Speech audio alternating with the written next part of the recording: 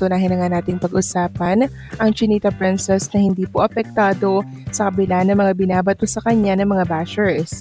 Pinakita niya pa rin po sa It's Showtime na super happy niya lang and syempre hindi siya affected. Sabi nga dito mga kakimpaw, Kimi ang cute ng tawa mo, pang-asar sa mga bashers mo. So, tinawanan lamang po ni Chinita Princess ang mga bashers na yan na hindi pa rin po nakaka-move on sa Emerald. Pass is pass na. Huwag nyo nang ipilit si Chinita Princess kay Gerald Anderson. Hindi deserve ng si Chinita Princess masaktan at muling maloko. Samantalang eto na ang sentro po ng topic natin mga kakimpaw. Meron po kasing isang netizen na gumawa ng ganito. Sabi niya, Kimpaw fans, don't be too cocky. What you have are only assumptions, dilulo. So nagdidilulo lang daw tayo. Grabe. Ngayon, sinagot po ito ni Olga sa ex. Ito yung sinabi ng nagsasabing walang relasyon si Kim and Paolo Avellino. Tapos sa baba, yun yung sagot ni Olga. So number 1, Paolo has never said anything about his intention or feelings daw. Ito yung sagot. Absence of feelings or intentions, they have chosen to be private. Silence, evidence, gets mo? Number 2, Kim has never said anything about feelings for Paolo either. Ang sagot naman ni Olga, same banana as number 1. The classic logic of if I didn't see it, it didn't happen. So by the standard, I guess you also don't believe in air. The number 3, sabi ng bashers, he doesn't attend her event, therefore not boyfriend coded daw. Sabi naman po ni Olga, public appearances are not the full picture of someone's life. Hindi kasi sila ma-optics.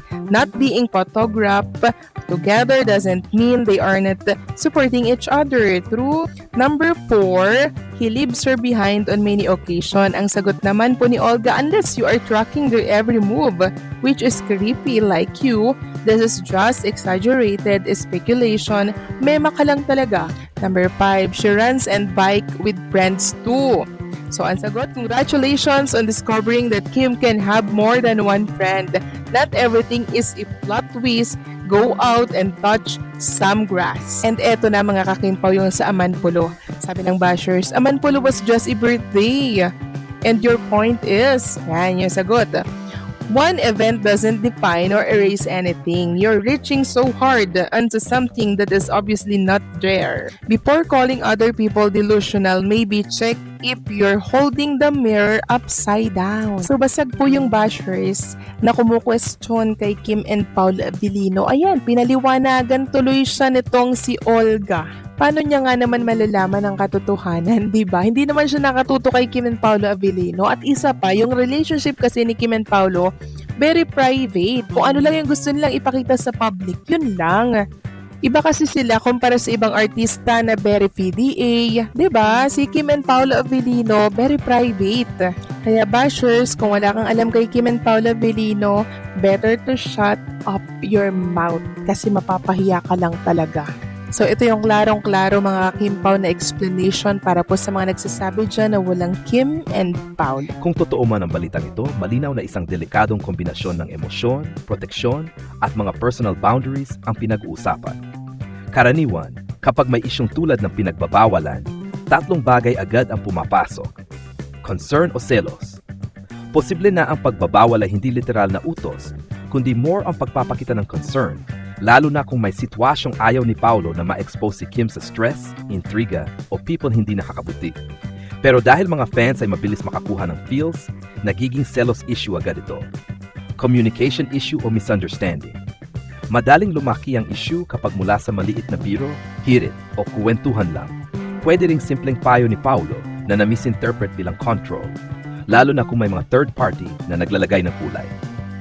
Kimpaw Dynamics. Mas lalong nagiging interesting.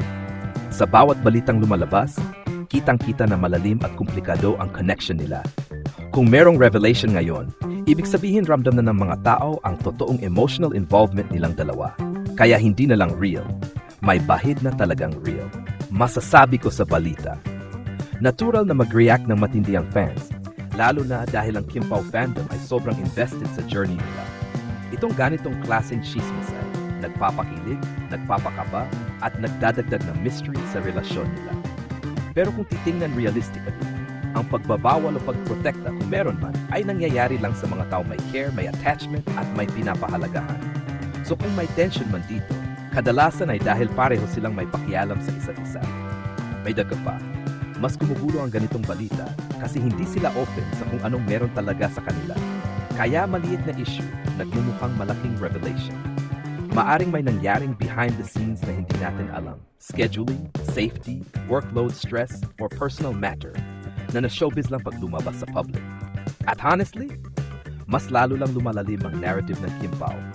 Walang revelation kung walang tension at walang tension kung walang connection. Grabe, kung may isang balita na kayang magpatili, magpa-panic at magpa-hyperventilate sa fandom ng sabay-sabay, ito na yun.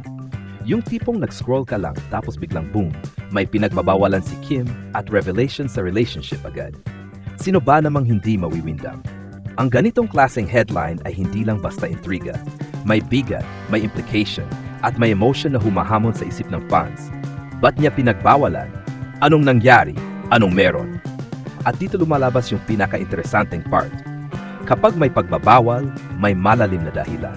Hindi basta-basta magkakaroon ng ganitong issue kung walang emotion o concern na involved.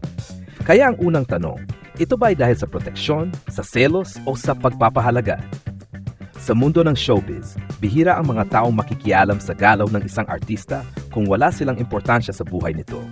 Kaya kahit may tension ang issue, may halong sweetness at realness din. Nagiging mas malinaw na hindi ito simpleng team-up. Sa bawat bagong lumalabas na ganitong sismis, parang hindi mo na may tanggi. May totoong dinamika sa Kim Pao na hindi basta maling interpretasyon lang ng fans. Kung may revelation, ibig sabihin may nangyari behind the scenes na sapat para maramdaman ng tao na may connection silang dalawa, hindi lang pang on-cam. Normal na maging shocked ang fans kasi invested sila. Hindi ito tulad ng ibang love team na pagkatapos ng project, tapos na ang kilig. Ang Kim Pao kasi may undercurrent, yung vibe na may hindi sinasabi pero nararamdaman mo. Kaya kahit maliit na balita, lumalaki. Kahit simpleng hear it, nagiging issue. Kahit hint, nagiging revelation.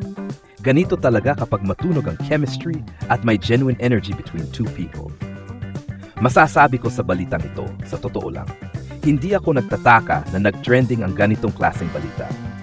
May suspensong nakakapukaw ng curiosity, may kilig na parang bawal, at may tension na parang teleserye na hindi mo mapigilang sundan. Pero ang mas importanteng bahagi dito ay ito. Kapag may chismis na pinagbabawalan, may nangyayaring hindi pangkaraniwan. At bihirang-bihira yan mangyari sa isang pairing kung hindi sila emotionally involved sa kahit anong level. Pwede itong light na selos, pwede itong protectiveness, pwede rin itong honest na concern. Whatever the reason, the bottom line is, hindi ka nagre-react ng ganito sa taong wala kang pakialam. Kung totoo ang revelation na sinasabi, baka ito pa ang simula ng mas malalim pang pag-unfold ng kwento nila. At habang wala silang nililinaw publicly, mas nagiging alive at exciting ang fandom kasi lahat may kanya-kanyang interpretation. Sa bawat piraso ng balita, lalo lang lumalalim ang narrative ng Kim Pao.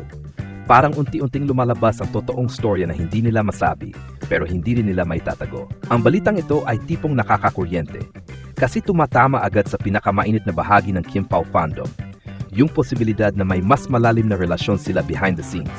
Kapag may lumabas na ganitong issue, pinagbabawalan, revelation, windang fans, natural lang na maraming mag-react dahil may tatlong bigat na dala ang ganitong klaseng intriga. May emosyon sa likod ng galaw. Hindi mag-iinit ang usapin kung walang nararamdamang pakialam o attachment.